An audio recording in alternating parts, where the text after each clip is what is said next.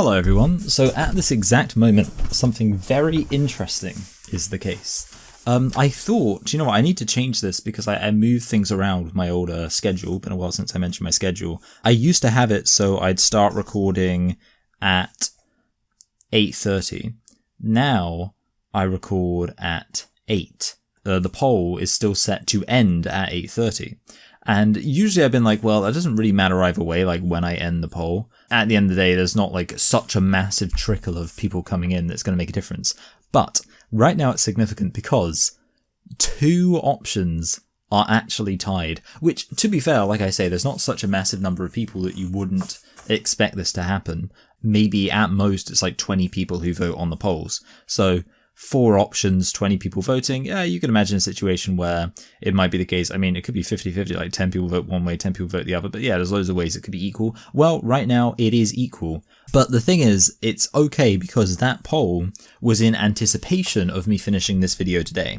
Because right now we still have to finish up Jammy Dodger's video. I used to be a TERF, which for those who are just dropping in now, I'd recommend you check out the previous installments. But Jammy has been going through Reddit posts and just commenting on a Reddit post that relate to trans identity. And we've now got to the titular post of the video, which is about someone who was apparently formerly gender critical. So what we're interested in is, well, in what sense were they gender critical? How have they moved away from that? That's what we're going to be looking at. And hopefully by the time we've done that, the poll will be ended and we can say definitively either it's a tie, in which case I guess I'll just decide which one to go for. But I think definitely, when I do the next round of voting, I will include the one that was tied. In fact, actually, now I think about it, one of the videos is very short, so maybe this will work out fine anyway. We'll see, but I'll tell you what, it won't work out fine if I don't jump into this video now. So we're going to jump into this video now. Get hyper. Oh wait, I'm not even recording on... that was close. I wasn't even recording on OBS. Definitely think there's some people that cause significant amounts of harm where it's unforgivable. It reaches the point of like unforgivable. We all know who I'm talking about. Who's the person? So if I was to name someone who I'd say like is like gender critical and has caused significant like harm from a trans perspective, it would be someone like Graham Linehan, because he's the one who's like more aggressive about it. If Jammy's talking about JK Rowling, I think that's kind of ridiculous, because like I wouldn't say she's done anything that even from like a trans activist perspective you'd think is kind of unforgivable. I mean, this whole idea of like forgiving gender critical people, it's something I've like thought about before. And like, I kind of want to turn it into a video idea, but I'm not exactly sure how. But it was like, it all started in my head with like the idea of, what if I decided to do a grift of, and this would be a really good grift to do, a grift of being gender critical?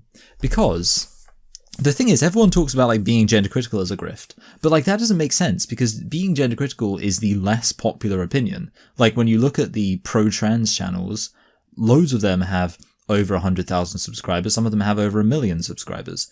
Channels that are almost entirely dedicated to just being pro-trans. Whereas the flip side is gender critical channels, the most subscribed ones have just over 100,000.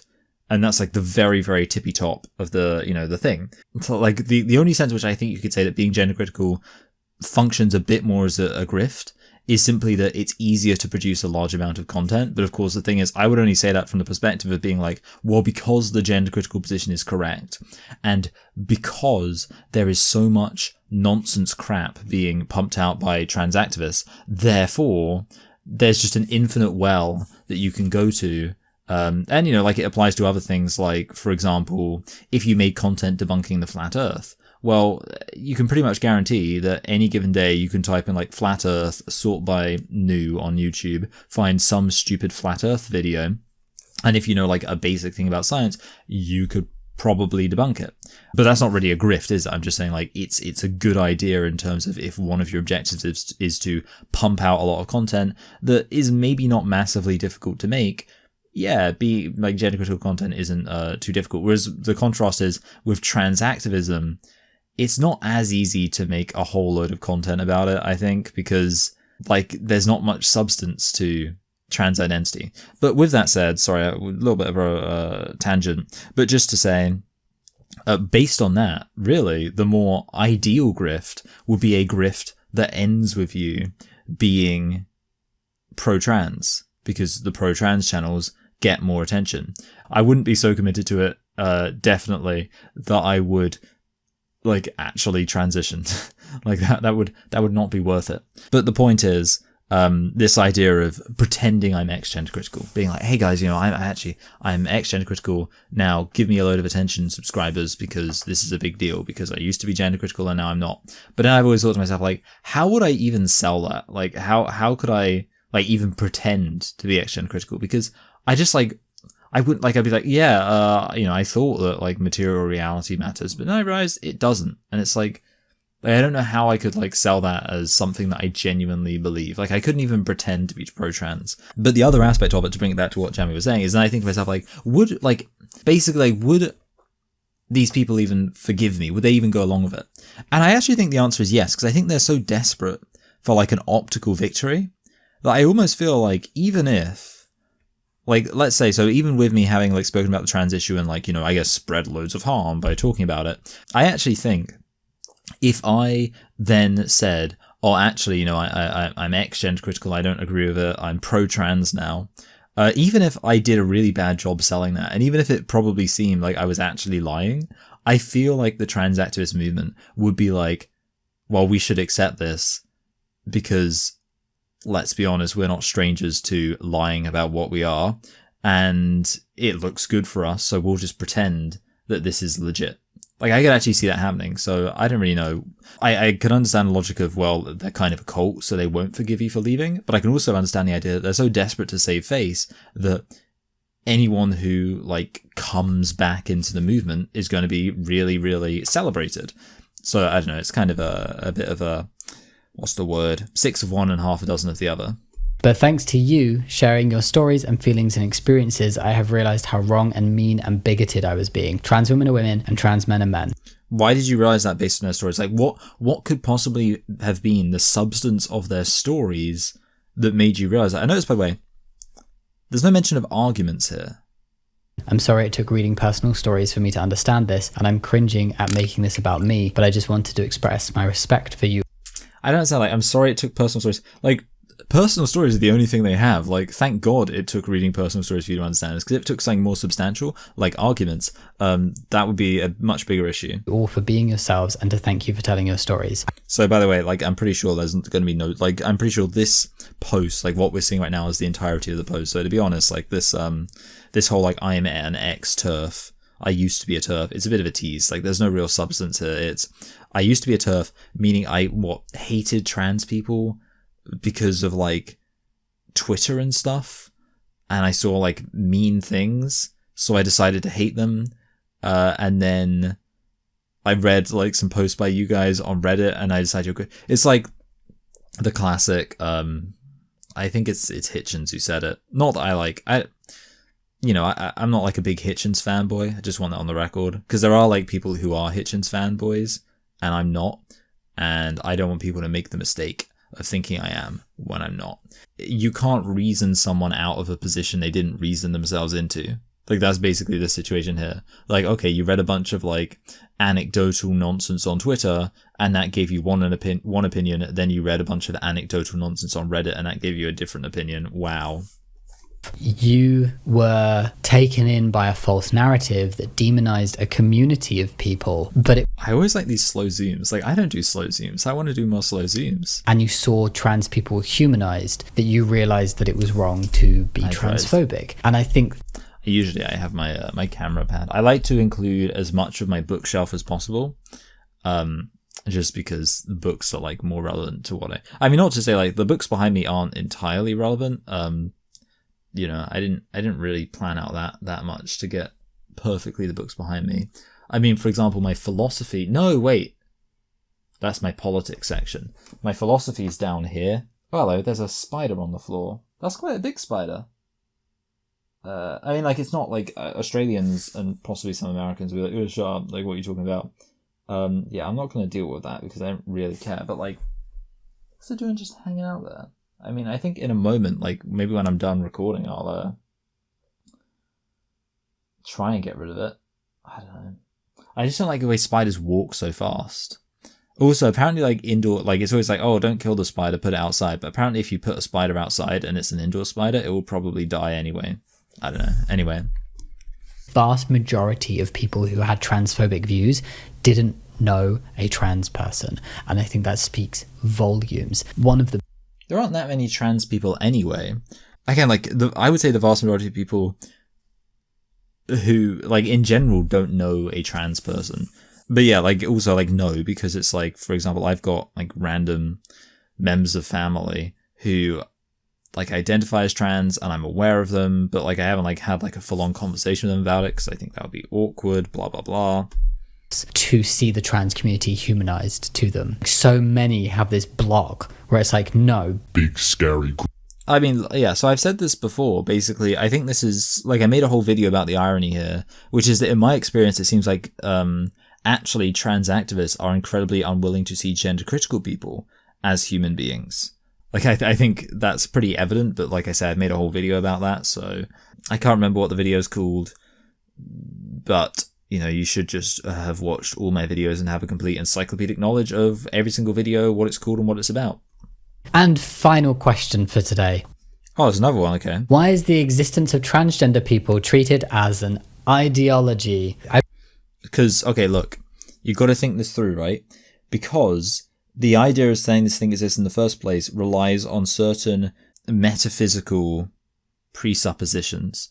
So, like, again, I made an analogy to religion at length, where the example I gave, I think, was the idea of, like, saved person. So, like, I think saved person is a really good idea, or, like, a really good analogy, because in order to say that a saved person exists, when a Christian says a saved person exists, that carries with what? It carries the idea that there's salvation. And what's salvation? Well, it means there's something you've got to be saved from. And it means there's a mechanism by which you're saved. Like, all these things. And that's basically why we would then say, I don't know if you'd necessarily say Christianity is an ideology. I think you'd maybe broaden it and just say worldview. But why the existence of saved people requires a worldview. The worldview being a worldview where to say someone is a saved person even makes sense, because if you're like an atheist, you don't really think like, I mean, you know, like you say, well, someone's saved if they were in a fire and a fireman rescues them. But in terms of like some grand metaphysical sense, like someone could be a saved person, that wouldn't really make sense to you, because you'd be like, well, saved from what and by who? You know, so that's just an obvious example. But of course, yeah, absolutely, by the exact same logic, when you say someone's a trans woman, that carries with it a whole load of presumptions you're making about the way the world works, and those presumptions are a worldview. Like, I would believe that trans women exist if I thought there was a mechanism by which someone can transition to being a woman. But in order to believe that that mechanism exists, I'd have to be adopting a worldview. That's why it's an ideological disagreement. Transgender people is an ideology being forced on parents, completely debunked by our scientific understanding of the topic? No. So the issue is you're making there is a gender dysphoria, which is the sense someone has of like, oh, I don't like the fact, like anxieties and depression and whatever about the reality of someone's biological sex. And then there is trans identity. And we know those two things aren't the same, because there are people who have gender dysphoria, who struggle with gender dysphoria, but who say, actually, you know what? I recognize that I feel uncomfortable about the reality of my biological sex, but I'm not going to deny that I'm a man or a woman in a way that corresponds to my biological sex just because I don't like it. And of course, in general, when people have mental health issues, we usually don't say, well, because you don't like this thing, therefore it's not true. If you have a lot of like OCD health anxiety, we don't therefore say, well, because you don't like the fact that your body is vulnerable potentially to certain health issues, therefore you are invincible and there's no possible health issue that could affect you. You know, we don't decide just because someone feels a particular way that changes reality around them. So yeah, absolutely, that people have this, like, these negative anxieties about the reality of being biologically male or biologically female, that 100% exists in material reality and nobody denies that. But to say that therefore these are trans people is first of all objectively wrong, because like I say, some of these people don't even identify as trans. But second of all, you're actually arguing that, well, in that sense, they have transitioned because of these negative feelings they have. And that's not something that science has backed up at all. I've heard people who otherwise accept science refer to transgenderism as a mental illness in complete defiance of the scientific consensus. Okay, this is also very dumb. Like, a lot of people just don't seem to understand this, that like with science, okay, there's like hard material science, and then there's like things that are categorizations. And I'm not knocking the significance of categorizations. I think categorizations are important. Basically the distinction between males and females is a categorization, but you have to understand that's a slightly different question than simply observing material reality. Like, for example, saying, do vaginas and penises exist? Okay, that's a very easy question to answer. Saying, what is it that makes someone a male or female, and what exactly is the relationship between having a vagina or a penis in someone being male or female? That's a slightly more murky question. And I don't think we should shy away from the fact that the distinction between like males and females is maybe not murky, but a bit more sophisticated and complicated of a question to answer than simply the raw, evident observation of these various material attributes. So that's an important distinction. And with this said, when you talk about whether or not something is a mental illness, I don't think science can exactly provide. In fact, I would really say that's more of a sociological question, because as far as I know, the argument with like whether something qualifies as a mental illness is whether you say basically it can be dealt with in a way that doesn't cause like harm. Like, that's what I've heard people say. So they say, well, trans identity isn't a mental illness because we can just say that somebody is, you know, like a woman. Like, basically we can just say that a trans identified male is a woman, and because that there's like doesn't have side effects or whatever, like therefore it's okay. I've never really fully understood the argument for why it's not considered a mental illness. I think there's a pretty obvious argument for why it should be considered a mental illness, which is, well, you know, if you're saying that someone literally hates their body, like, well, immediately you'd be like, oh, so like anorexia or like an eating disorder or something like that, or any other kind of like extreme body dysmorphia. But they're like, no, they hate their body because they think that even though they are biologically male, they hate the fact they're biologically male, and therefore they want to get all of this extreme surgery that can have a lot of, you know, negative physical health effects. Also, no matter what, like right away, their chance of, you know, self-harm is increased, and even after this transition, their risk of self-harm will be massively increased, blah, blah. Like, it seems pretty obvious. You'd be like, oh yeah, okay, I can just about see where you're coming from when you characterize that as a mental illness. But yeah, the idea that like science is in any position to be like, no, I've proven with science that this isn't a mental illness. You're going to have to like explain that in more detail, because I don't even like really see how that could be possible. The evidence for trans people existing is the fact that trans people exist. People would not put themselves... Again, like, I don't know what happened there, because like my thing just like Jammy turned into a robot. But I don't know if like you heard that, because it could have been like about it coming through here, or it could have been like in a way that you heard it. So I apologize if you didn't hear that and you're just like, what are you talking about? But in my ears, like, Jammy suddenly got a robot voice. Yeah, the thing about like trans people exist, blah blah blah, like sometimes I'm like fine with saying that, and like I will use the word like, often I'll say like so-called trans women, sometimes I say trans identified, but occasionally I will just use the term trans person just because I think it's easier. I'm 100% on board with the idea that you don't always have to talk in a way that's completely accurate if you're just like, if the reason you're not talking in a completely accurate way is for the sake of expediency. I think there's many situations where that's justified, and it's completely legitimate to say, yeah, I said that thing, but I didn't really mean it because I was just saying it for the sake of expediency. Like, there are people who are like, well, why do we like hold to this idea of like trans people don't exist? Why don't we just say trans people exist because identifying as trans means you're a trans person? And that is a kind of question that's independent of whether or not trans people are right about their trans identity. I can understand that. I think it's like better to just say, well, trans people don't exist because there are people who identify as trans, but for a trans person to exist, there'd actually have to be a mechanism by which they're transitioning. I think that's slightly better to say. And that's kind of the key point here, right? Really, the question isn't over, do these people who are making this claim exist? The question is, are they right? Again, it's like the same between, like, do Christians exist? Obviously, yes, everyone agrees with that. Do saved people exist? Well, no, you'd only agree with that if you thought that, like I say, there was some mechanism through which that, like, spiritual notion of salvation makes sense. I didn't do this because I wanted the discrimination, because I wanted the wait lists, because I want. Again, this whole thing about, like, wanting, I was literally having a conversation about this, like, yesterday. Just like the idea of wanting. It's a very kind of stupid notion, because obviously we can talk about wanting in several different senses. The example of when I was talking about it yesterday was going on holiday.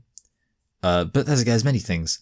And I think I was also like, you know, I don't want to. So I wake up at 6:40, which isn't super early. Like, there are people who wake up at 6. But, you know, still, at least it starts with 6.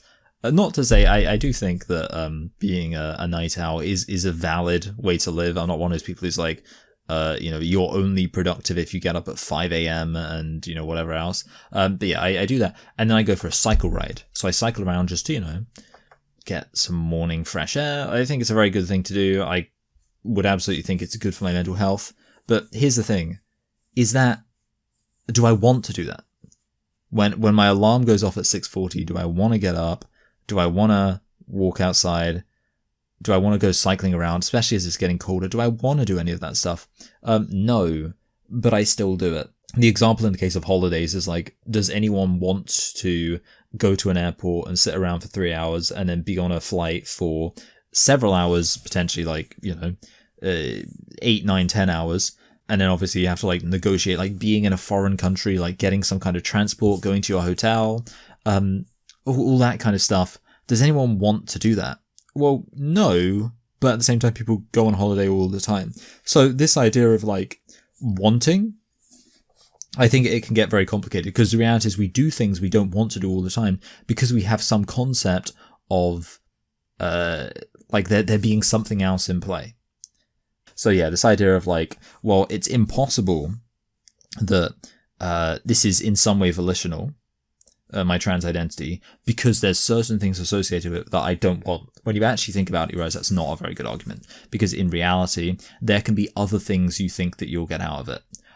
Or, yeah, I mean, people act in a self-destructive way all the time. Like, it's like if an alcoholic said, well, there's absolutely no way that being an alcoholic is in any sense in my control, because do I want to have these hangovers? Do I want to throw up? Do I want to black out? Do I want to, you know, have injuries without an apparent cause for them because I'm like just falling over in the middle of the night and stuff like that? Do I want any of these things? No. Therefore, because I don't want them, it can't be that I'm the one who's ultimately responsible for it. It can't be that I'm the one who has the responsibility to stop. And, well, that's how people kind of keep themselves going in like a cycle of refusing to take accountability. And yeah, obviously, I'm not going to claim that, like, for an alcoholic, it wouldn't require effort for them to overcome it, but they can, and many do. And I guess in the exact same sense with trans identity, yeah, they can list off a whole load of things they don't want. And I'm not claiming for a second that a trans person is choosing to like go through transition in the same sense that if I were to do it, I would be choosing to. No, because I don't have any like need to, right? Like there's nothing. There was a recent story about Steve-O was like challenged on Jackass or whatever to get breast implants. Well, if he chooses to do that, like he's clearly not choosing it in the same sense that a trans-identified male chooses to do it. But yeah, I just think it's, sorry, my nose is a bit itchy. Yeah, basically, I think I made the point pretty clearly. Like, you don't have to, like, you can't make this argument just, well, because there's some negatives, therefore, obviously I don't want this thing, therefore, obviously it's completely out of my control, therefore, obviously it's unreasonable to expect me to take any accountability and, you know, actually kind of push back against it in any sense. Like that doesn't work. Wanted the surgeries. I did this because I had to be my true self. Again, like an alcoholic could make this exact argument, well, not about the be my true self, whatever, but an alcoholic could say, again, like, well, I don't want, or a drug addict, right? Like a drug addict, I don't want to risk death from like, you know, an overdose. So because that's something I don't want, that must mean that therefore I didn't choose to be addicted to drugs, therefore I have to be addicted to drugs. I don't have a choice in it. If I had a choice, I wouldn't have done it because there's lots of things that I don't want about it. That's just not how human beings work. So you have to believe that there's some kind of choice in the matter in order to offset the cognitive dissonance of being a bigot. Regarding that, no, the argument doesn't fall down if it's not a choice. What we're really talking about is like a thing you want to do, or let's say even a thing you have to do, versus reality. Well, that doesn't make any sense. Like, for example, I don't know, like if I'm stuck in a hole with venomous snakes, then what I have to do is I have to fly. I have to levitate off the ground in order to escape from that hole. But that doesn't mean I can do it. So even if you show that you have to do something, you need to do it, that doesn't mean that you can do it, and it doesn't mean that it's valid to pretend that you have done it. So really it's that simple. Like, even if someone were to show, no, these people have to be, these biological males, they have to be women. They need to be women. Okay, that doesn't prove that they can be women though. I think it's treated like an ideology to make it seem scary. It's this concept of stripping away the humanity. See, I don't buy that, because like, look, and there are some people who are inconsistent idiots on this, because if like I say gender critical ideology, they'll be like, well, gender critical isn't ideology, it's just acknowledging biological reality. Yeah, that's an ideology. It's like the people who say, oh, evolution isn't a belief. No, evolution is a belief. You believe it. It's a worldview. This idea that like believing things, worldviews, ideologies, that this in some way like diminishes something because like this idea of, well, no, I don't have a worldview, I don't have an ideology because I just have evident reality. Like, that's what I am. Like, that's what my beliefs are. Well, no, they're not even my beliefs. They're evident reality that just emanates from me because of my objective correctness. I think that's really dumb. No, I would say that, look, I have worldviews, I have ideologies, I have theories, I have opinions, I have feelings. And the difference is, I mean, not in all cases, I wouldn't say that my feelings are correct exactly, but what I would generally say is that what contrasts this with other worldviews and ideologies and other things is that mine are right. I believe mine are right most of the time. And I think usually I can make strong arguments for that. So yeah, I don't know why there is this desire to pretend that things aren't ideologies, aren't worldviews.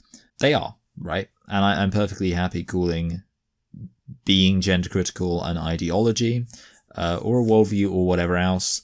And I don't think that calling something any of those things makes it seem scary or in any way illegitimate. Like, I don't call trans ideology an ideology for any reason other than it's a good way to describe the fact that what we're dealing with here is a worldview that has attached to it a whole load of suppositions that all work together to support, like I say, this kind of ideological belief that a biological male can be a woman. And stripping away the individuality and the fact that trans people are just people, and it's instead not being like, oh, here's some trans people, these are the individual stories. Well, look, I'd also say like it's very valid to make a distinction between individuals and a worldview. Like, that's a very important thing to be able to do, because obviously it's possible, first of all, because people are inconsistent, for example, it can be possible that like the people who believe something are nothing like the ideology they claim to believe. Like, a good example of that would be Islam. Sometimes, like, the vast majority of Muslims are not really upholding Islam.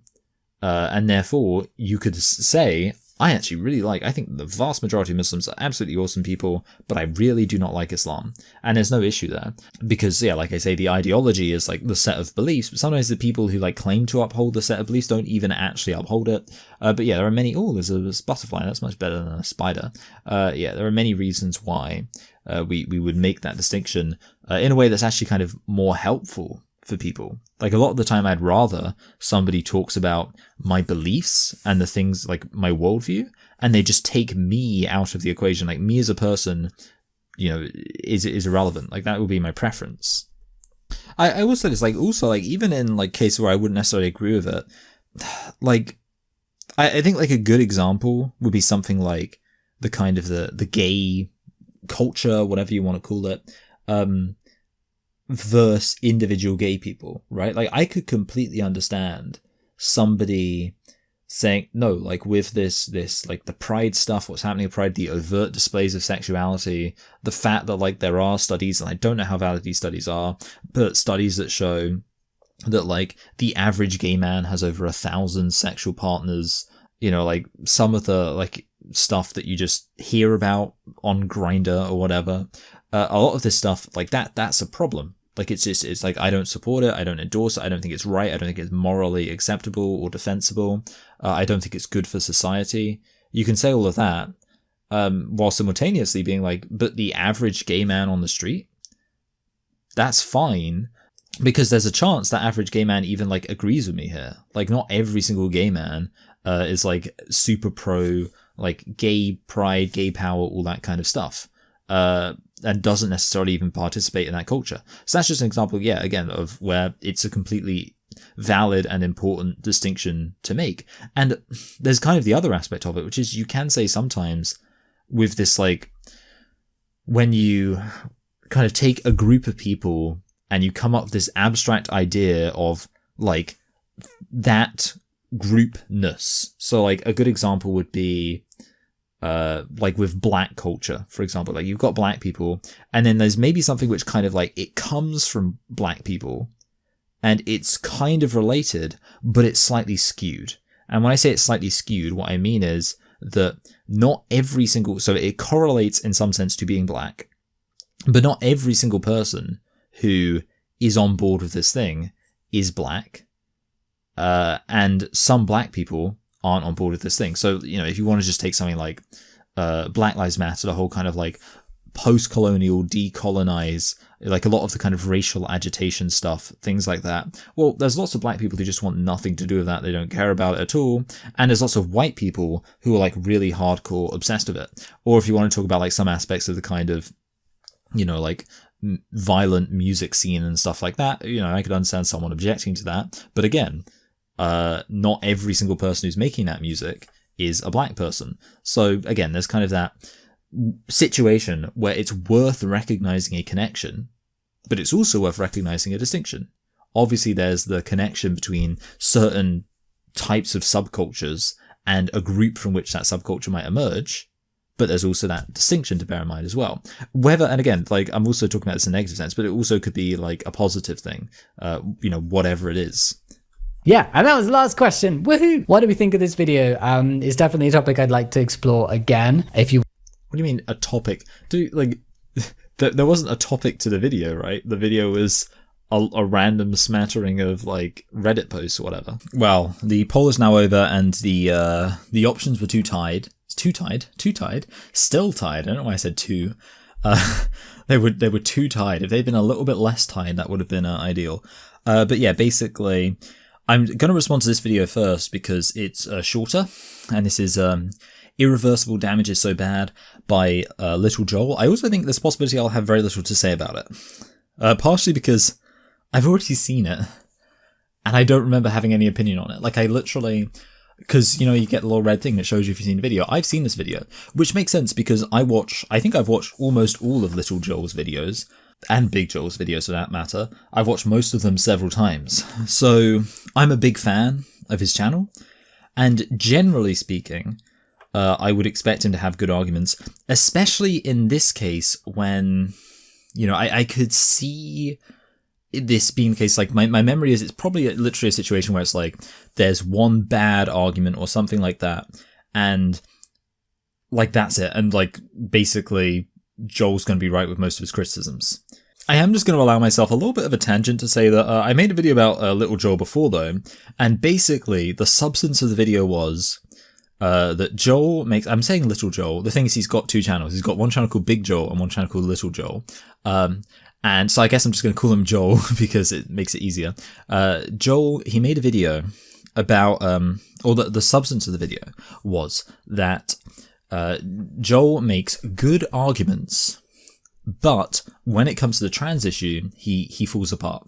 And the example I gave was him responding to Dave Rubin. And Dave Rubin said two things in relatively quick succession.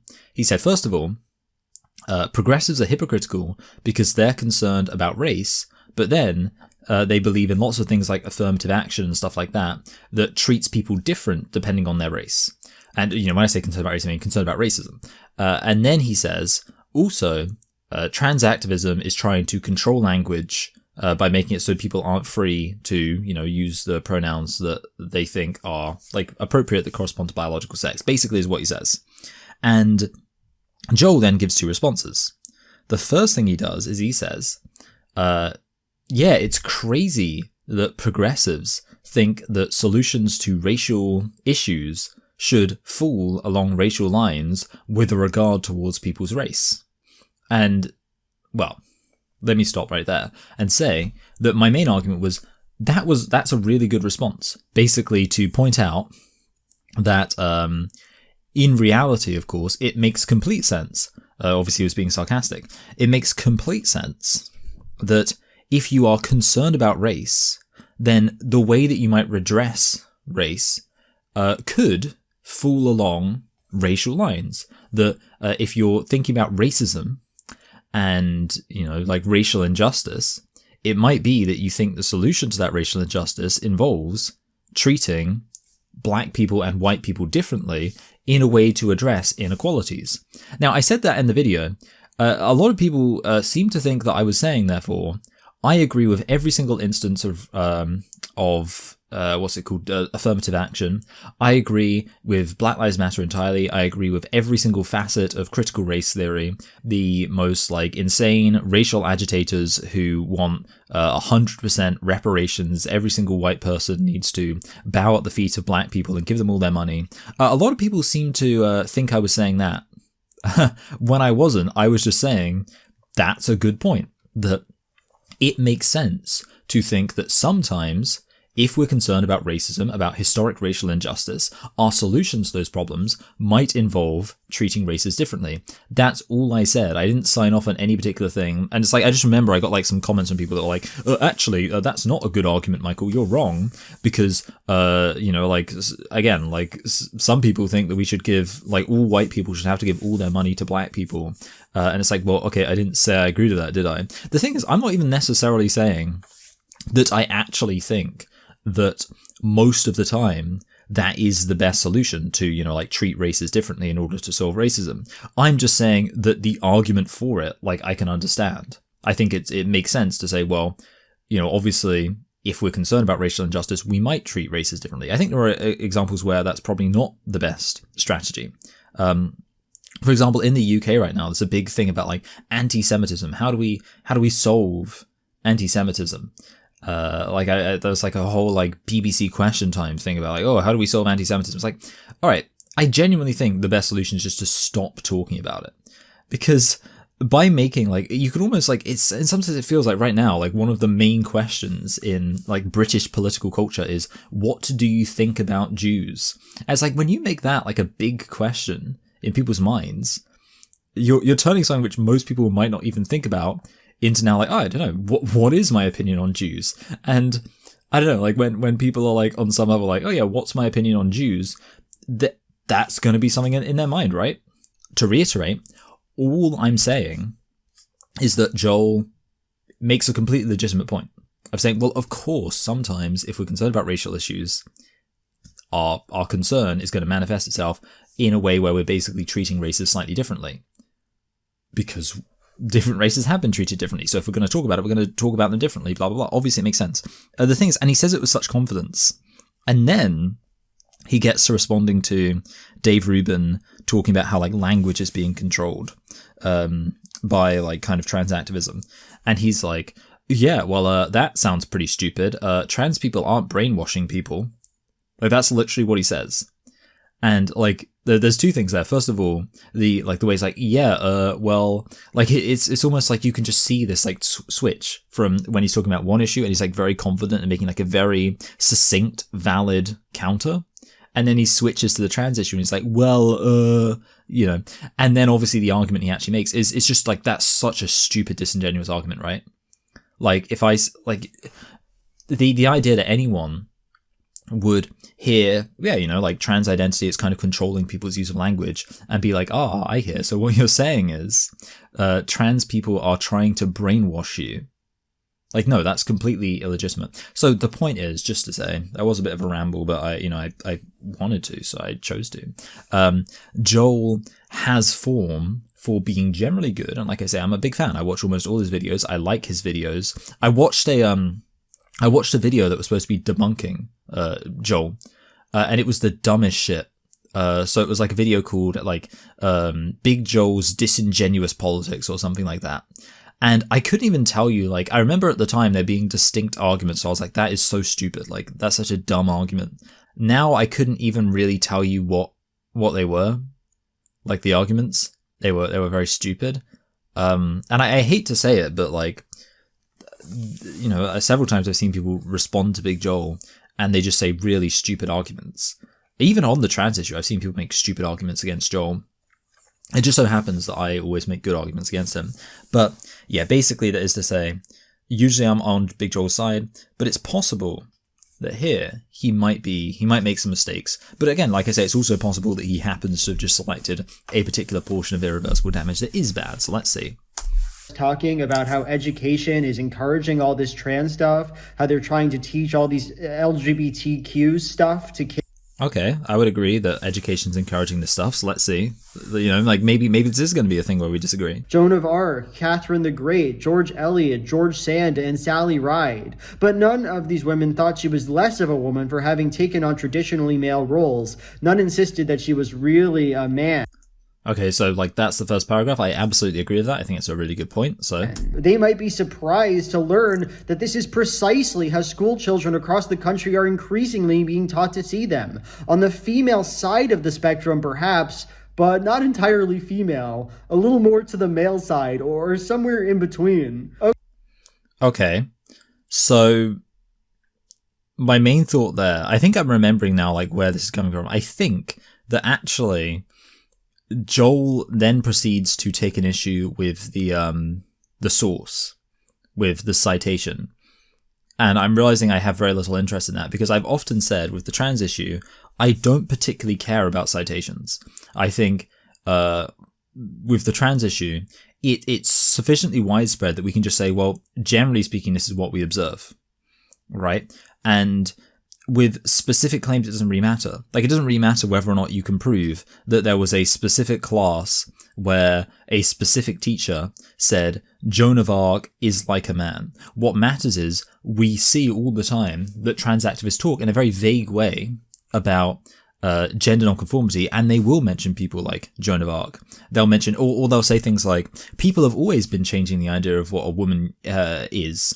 They've been saying that a woman is someone who can be strong and can be a leader. And it's okay, but what you're talking about there is changing the idea of what a woman is in terms of what women can do versus changing who can be a woman. And that's two fundamentally different things. So what I would say is that really trans ideology is just so muddled, so incoherent, so messy and inconsistent and rife with equivocation that you can't point to specific examples, or it's not really worth pointing to specific examples of these things being said, but rather the key thing, the main point just being that we used to be able to just celebrate the fact that women, biological females, can have all sorts of diversity in terms of their, attitudes and stuff like that, and, the social roles they perform. But now that there's this suggestion of trans identity, which suggests that actually being a woman is partially determined by your social roles and your attitude, that, at least in theory, diminishes the significance of the fact that women can have any attitude or perform any social role. I think that's a pretty basic point. And yeah, I think I'm right that he literally just nitpicks the citation, which sucks because I genuinely would be perfectly happy for this paragraph to not even have a citation in the first place. I'd be like, yeah, that is a valid point to make. Who does she mean? What person is she talking about? Who? Yeah, irrelevant. We know this is happening. You don't need a specific person. She's not using citations properly because there's not a single example of a historical woman who's being taught as somewhere in between on the gender spectrum. Yeah, okay, so like that's obviously like a bad thing to do. Like there's no point citing something if it's not going to evidence the specific claim you're making. So that's like a bad aspect of the video or a bad aspect of the book. But at the end of the day, whatever you want to say about Sally, she indeed was a lesbian. She's not an example of somebody who were turning gay for the sake of American education. Also, American education isn't outing her. Her family... This is interesting though, because it's not clear. The original article doesn't make it clear that the actual paragraph is a bit weird because it says, perhaps because that wasn't how she wanted to be remembered, with reference to her lesbianism. So like that's kind of saying that that's a problem. But then it says, other giants of history are similarly vulnerable to a baptism of the dead, the chance to re-emerge as non-binary, genderqueer, or trans. So it's kind of like, I don't really get what Abigail Schreier is saying here, because it's kind of like, yeah, she does seem to be suggesting that like it's wrong for like us to consider someone who's lesbian who's not lesbian, but then she goes on to say like this is similar to being considered non-binary, genderqueer, or trans. But like those are two very different things, because if someone's a lesbian, they're lesbian in objective reality, whereas that's not true of non-binary, genderqueer, or trans. I think the issue is Abigail Schreier is a conservative, so you know, as a conservative, I guess like she has a tendency to conflate sexuality and trans identity, even though they are very different things, so whatever.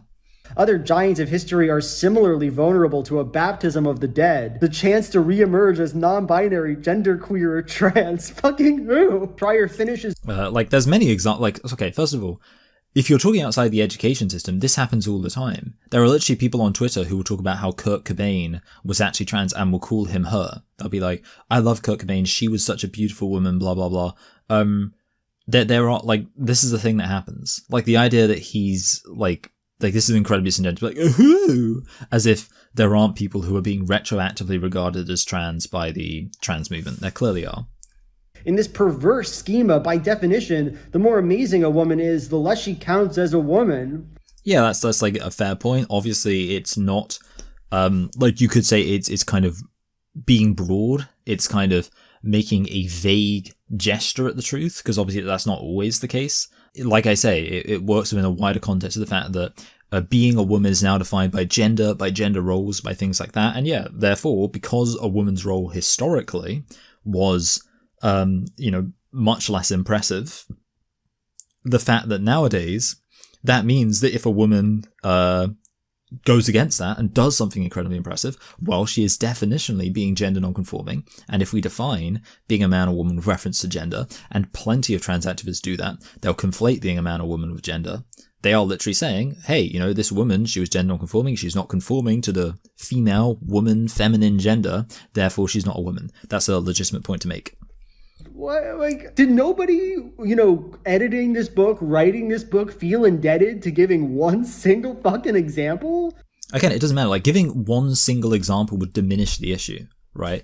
There's an example of my favorite comedic sketch show, Jake and Amir, where Amir writes a just completely incoherent, nonsensical screenplay. He writes like a screenplay for a movie, and he gives it to Jake, and Jake reads it, and Jake's just like, he begins to go into this tirade of like, this is just the worst thing I've ever read. Like, none of it makes sense. Like, there are thousands of rules of screenwriting. I think you managed to break every single one. And the whole time, Amir's like talking over like, just give me like one example, like one thing to focus on and like go back and prove. And Jake's like, stop saying like one thing as if you only made one mistake. The whole thing is like, and that's the thing, like that's basically what it is, right? To say, like, even in giving the specific example of Kurt Cobain, like, I feel like I want to say, like, it doesn't matter who the specific person is. It matters that this is happening in general. It's a broad ideology. And the other thing is, it's not just about the specifics. It's about a broad thing. The idea of, because that's what, like, transgender is. It's all very murky, right? So it's not just about the specific claim of this person was a woman. It's the claim of, like, well, you know, like, in some way, in any vague sense, there is an association between, like I say, the gender role you perform and whether or not you're a man or woman. That is incredibly murky, and the fact it's incredibly murky and the fact it can mean loads of different things is part of the issue, because that gives kids a lot of confusion, right? Because now they're thinking, well, I don't feel entirely like a woman, so now I'm not a woman. Giving a specific example of like a very direct, clear, trans activists saying this person is this thing for this reason, it would kind of be taking away the key issue, which is that that's not usually what they're saying. What they're saying is, well, gender is a kind of blah, blah, blah, blah, blah, blah, blah, and sex is blah, blah, blah, blah, blah, so this person, blah, blah, blah, blah. Like, it's, you would struggle to point out any specific clear thing they're saying, but the broad vibe of what they're getting at is clear, and it's a vibe that's very harmful to everyone, basically, and, you know, not least of all to reality and recognizing truth. This passage of the book alone is enough to not take anything Schreier has ever said seriously. No, that's obviously nonsense. Yeah, dumb. I mean, not terrible. Like, I'm not going to say this is like the...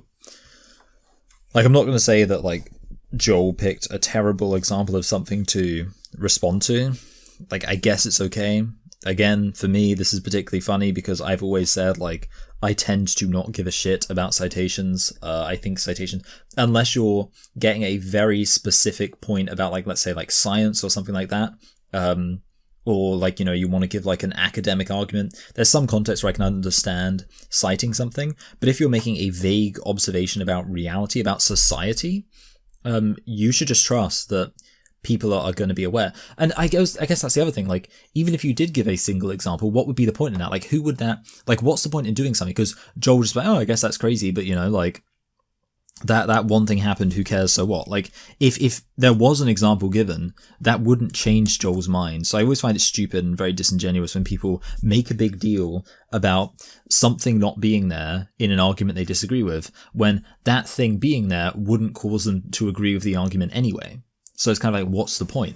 Essentially, again, I think the real issue was providing any sort of citation at all, because ultimately, if I say, yeah, one of the issues of trans identity is that it retroactively transes gender non-conforming women, if you don't agree with me on that, there's no point. There's no point. Like, you need to just, like, learn more about society, observe more about society, and realize that's true. Because there's no way that I'm going to be able to provide a source, even if I found a specific example, that wouldn't change your mind if you're not immediately recognizing that that's true as a general observation about society right now. All right, so we've literally got, like, hardly any time left, but I thought we might as well just make a start on this, considering the fact that it was the, you know, the, what's it called? The joint winner for this video, even though, yeah, we've got 5 minutes until I want to stop recording, but we'll, you know, start watching it. Biological sex is a reality. So is gender identity. I reject. I mean, there's a possibility. So this is like a debate, which is interesting. They're talking to each other like robots. Of trans people are more like their desired affirmed gender identity. When they say, I'm actually a woman, when it's a man, what Why are they talking like that? And only exclude them if there's some compelling reason. But it's up to them to prove to us, rather than me to prove that they shouldn't be in women's spaces. Let's not generalize about all trans people. Why does it feel like neither of them are talking like human beings? Like, I absolutely just can't get over that. Like, that's so... It's like, trans women are women. They are women. I don't think trans women are women. I actually think that they are not women, and that doesn't make much sense. Well, I think that trans women are women, because it's good to think that trans women are women. This is crazy. Do they talk like this for the whole thing? Because I'm gonna be cracking up the whole time. Their womanhood is different from the womanhood of biological women. I don't think they have womanhood. Well, they have a gender identity that is based on womanhood. And what are some of the... And it's like the serious music, like the boom, but just having the most monotonous robotic back and forth ever. Boom. That's so funny to me. I've never watched Andrew Gold before. I didn't know what he's about. The traits of that gender identity. Gender identity is valid. Do you consider me a transphobe?